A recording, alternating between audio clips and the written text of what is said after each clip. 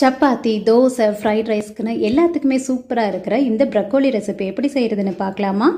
ப்ரக்கோலியை சின்ன சின்னதாக கட் பண்ணிவிட்டு அது கூட 1 டீஸ்பூன் உப்பு போட்டுக்கோங்க. நான் கல் உப்பு சேர்த்துருக்கேன். 1 டீஸ்பூன் மஞ்சள் தூள், நல்லா கொதிக்கிற தண்ணியை சேர்த்து மிக்ஸ் பண்ணி விட்டு 2 நிமிஷம் விட்டுருங்க. அந்த கொதிக்கிற தண்ணியிலே கொஞ்சம் பாயில் ஆகிடும். அப்புறம் தண்ணியை வடிச்சிக்கலாம். இப்போ ஸ்டவ் ஆன் பண்ணி கடாய் வச்சு 1 டேபிள் ஸ்பூன் ஆயில் சேர்த்துக்கோங்க. 1 டீஸ்பூன் கடுகு, 1 டீஸ்பூன் கடலைப்பருப்பு, 1/2 டீஸ்பூன் சீரகம். நல்லா பொரிஞ்சதுக்கப்புறமா ஒரு பெரிய வெங்காயத்தை கட் பண்ணி சேர்த்து வதக்கிட்டு 1 டீஸ்பூன் இஞ்சி பூண்டு விழுது பச்சை வாசனை போனதுக்கப்புறமா நம்ம சுடுதண்ணியில் போட்டு வச்சுருந்தோம் இல்லையா ப்ரக்கோலி, அதையும் சேர்த்து இதுக்கு காரத்துக்கு தகுந்த மாதிரி வரமிளகாத்தூள் 1 டீஸ்பூன் சேர்த்துருக்கேன். 1/2 டீஸ்பூன் கறி மசாலா, 1 டீஸ்பூன் மல்லித்தூள், 2 டீஸ்பூன் அளவு கடலை மாவு.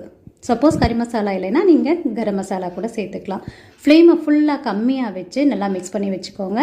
இப்போ தேவையான அளவு உப்பு சேர்த்து மிக்ஸ் பண்ணி விட்டுக்கிட்டே இருங்க. அப்பப்போ லிட் போட்டு மூடி வச்சு இடையில மிக்ஸ் பண்ணி விட்டு மல்லித்தலை தூவி இறக்குனா சூப்பரான நம்மளோட ப்ரக்கோலி ஃப்ரை ரெடி. பாய்.